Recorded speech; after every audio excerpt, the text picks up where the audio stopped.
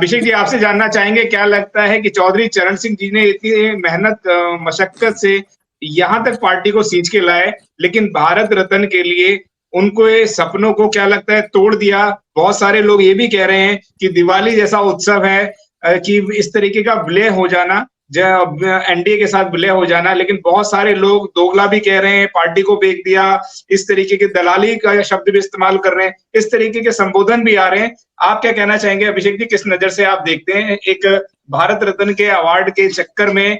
तो आपको पता है कि अगर आप खास करके पंजाब में, हरियाणा में, वेस्टर्न उत्तर प्रदेश में देखें तो यहाँ पे एक जो आर्य समाज नाम से एक चेतना फैलाई गई, तो वो जो हिंदू धर्म खुले तौर पे जो नहीं कर सकता है, उसको दूसरे रास्ते से क्या है, यहाँ के लोगों में खास करके जो मजबूत जातियां थी उन लोगों में, उन लोगों को हिंदू बनाए रखने के लिए या उन लोगों की जो सामाजिक सच्चाई है उससे उनको जो है हमेशा महरूम रखने के लिए, तो हिंदुत्ववादी ताकतों ने क्या है उनको आर्य समाजी बनाया जी। तो उनका परिवार भी एक आर्य समाजी विचारधारा से प्रभावित है। और आज जितनी भी हिंदुत्ववादी विचारधारा है, सारी विचारधाराओं का जो संगम है वो बीजेपी में है जी। तो मुझे लगता है कि ऐसे समय पे जयंत चौधरी जी कैसे गलती कर सकते कि जहां जो समुद्र जो है, जो जहां पे सबका संगम हो रहा है वहां पे ये न मिलते। तो उस लिहाज से भी इनको देखा जाना चाहिए। और आपने एक जो सवाल किया था कि बहन जी ने जो बोला है कि दलित महापुरुषों को सरकारें जो है सम्मान देती हैं और बहुजन समाज से इतनी बड़ी आवाज उठने के बावजूद भी, तो इस पे मेरा जो समझना है कि इस देश में दो विचारधारा है। एक विचारधारा है जिसको फूले साहू अंबेडकर ने सींचा है, बनाया है, जिसको हम लोग भारतीय संविधान कहते हैं। और भारतीय संविधान की विचारधारा बहुत विरोधात्मक इस देश में, जो इस देश का जो तंत्र है, जिससे ये देश चल रहा है, चाहे वो जुडिशरी हो, चाहे वो ब्यूरोक्रेसी हो, चाहे वो एग्जीक्यूटिव हो, चाहे वो लेजिस्लेचर हो, उसके क्रियाकलाप में और उस जो चला रहा है उस व्यक्ति के आचरण में बहुत विरोधाभास है। जी। विरोधाभास क्यों है? क्योंकि व्यक्ति का जो आचरण है, जो संस्कार है, वो उसके धर्म से तय होता है। और जो हिंदू धर्म है वो जाति की व्यवस्था को मानता है, वो दूसरे की काबिलियत को क्या करता है, उसके जाति के अनुसार को देखता है। और ऐसे में संविधान कहता है नहीं, व्यक्ति की काबिलियत देखो, जाति नहीं देखने की जरूरत है। तो ये जो विरोधाभासी चरित्र है, इस आज जातिवादी चरित्र के लोग सत्ता में हैं, उनको फैसला करना है कि किसको कौन सा पुरस्कार देना है, किसको क्या सम्मान देना है, किसके साथ क्या सलूक करना है। तो मुझे लगता है कि ऐसे में उनको ये बात अच्छी तरह पता है कि बहुजन समाज में जो जन्मे संत गुरु महापुरुष हैं, उन्होंने जो रास्ता दिखाया है वो न्याय का रास्ता है जी। वो मानवता का रास्ता है। और वो जिसके लिए सत्ता में आए हैं वो जाति को बनाने का रास्ता है, जाति को मजबूत करने का रास्ता है। तो उस लिहाज से जो चाहे साहब कांसीराम हो, उन्होंने जातियों को तोड़ने की बात की है, बहुजन समाज बनाने की बात की है। जी। और ये खास करके चाहे वो संघ के विचारक हो, चाहे कांग्रेस के विचारक हो, चाहे वो किसी भी हिंदुत्ववादी आइडिया या हिंदुत्ववादी संगठन के विचारक हो, तो उनके विचारधारा पे मान्यवर कांसीराम का व्यक्तित्व सूट नहीं करता है, वो अच्छा नहीं लगता है।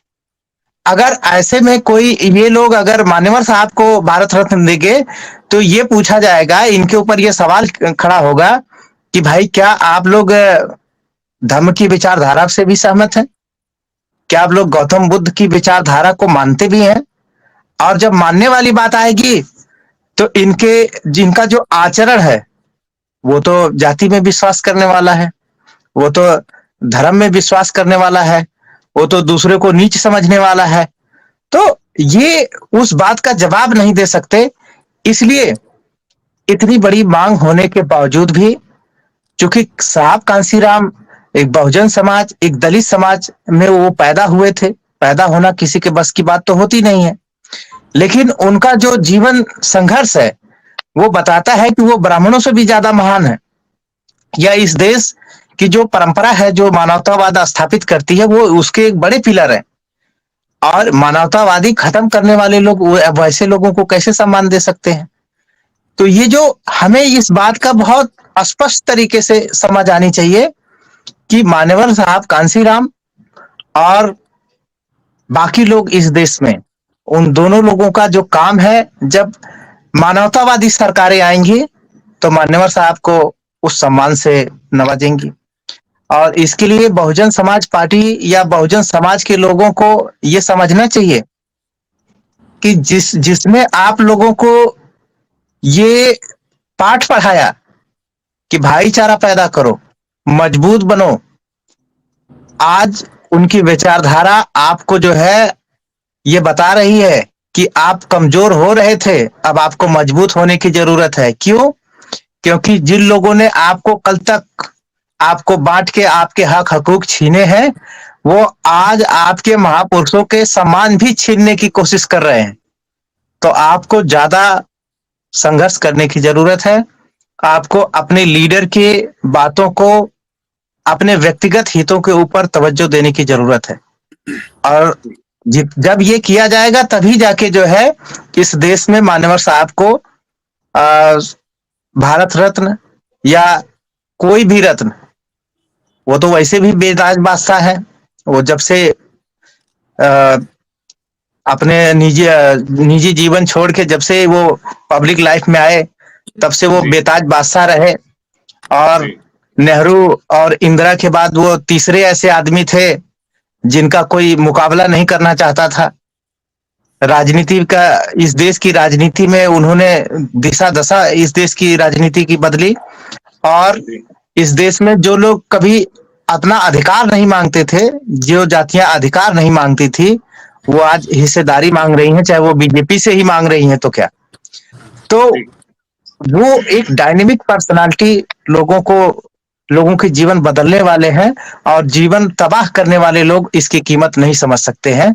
तो इसलिए मुझे लगता है कि बहन जी याद दिला रही हैं बहुजन समाज को कि आपको संघर्ष तेज करने की जरूरत है। आज हम आपके लिए लेकर आए हैं बहुजन समाज की एक ऐसी किताब, कहीं हम भूल ना जाएं, एक ऐसी ऐतिहासिक किताब है जिसके अंदर आपको ऑडियो वीडियो देखने को मिलना है। ये पहली बहुजन समाज की ऐतिहासिक किताब है जिसके अंदर आप वीडियो भी देख सकते हैं। अब किताब के अंदर कैसे वीडियो देख सकते हैं ये मैं आपको पहले दिखा दूं। आइए तो हम देखते हैं। सबसे पहले आपने करना ये काम है कि किसी भी पेज पर मोबाइल द्वारा आप गूगल पे जाएंगे, और गूगल पे जाने के बाद आपको कैमरे का निशान नजर आता है। इस कैमरे पे आप क्लिक करेंगे तो ये QR कोड को स्कैन कर लेगा। स्कैन करने के बाद यहाँ पर आप देखेंगे ये लिंक आ गया। आप जैसे लिंक पर क्लिक करेंगे आपकी वीडियो चालू हो जाएगी, यानी कि आपको एक सटीक जानकारी मिलने वाली है, एक ऑथेंटिक जानकारी मिलने वाली है।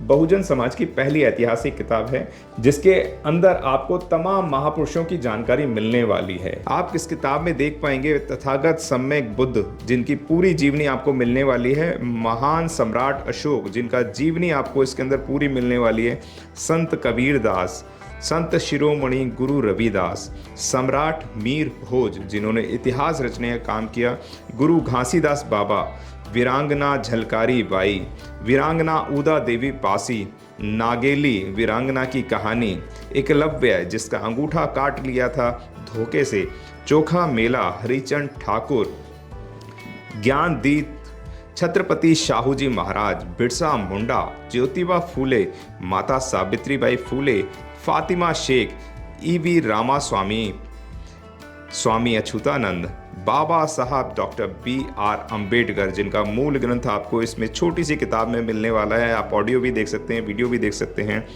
माता रमाबाई, मोतिया रावण कंगाली, सरदार उधम सिंह, ललई सिंह यादव, दशरथ मांझी, शिव दयाल सिंह चौरसिया, कपूरी ठाकुर, भवरी देवी, मान्यवर काशीराम साहब जिन्होंने इतिहास को दोबारा दोहराने का काम किया था, वीरांगना फूलन देवी, बहन कुमारी मायावती, संकल्प भूमि और पूना पैक्ट, बहुजन समाज का एक मूल ग्रंथ यह आपके पास आ गया है और आप इसको बिल्कुल भी देरी ना करें। तो साथियों, अगर आप ये किताब मंगाना चाहते हैं तो डिस्क्रिप्शन बॉक्स में जो आप नंबर देख रहे हैं, इस नंबर पर आप हमें अपना ऑर्डर बुक करा सकते हैं। कितनी किताब आपको चाहिए? यदि आप चाहते हैं कि यह किताब पूरे भारतवर्ष में घर घर नजर आए तो आप इस वीडियो को ज़्यादा से ज़्यादा शेयर करें, लाइक करें, शेयर करें, अपने कमेंट हमारे सुझाव बॉक्स में ज़रूर दें और किताब को अपने घर पे मंगाना बिल्कुल भी ना भूलें। अगर आपने अभी तक हमारा चैनल सब्सक्राइब नहीं किया है तो सब्सक्राइब करें और घंटी का बटन बिल्कुल भी दबाना ना भूलें ताकि सभी लेटेस्ट खबरें पहुंच सकें आप पे सबसे पहले।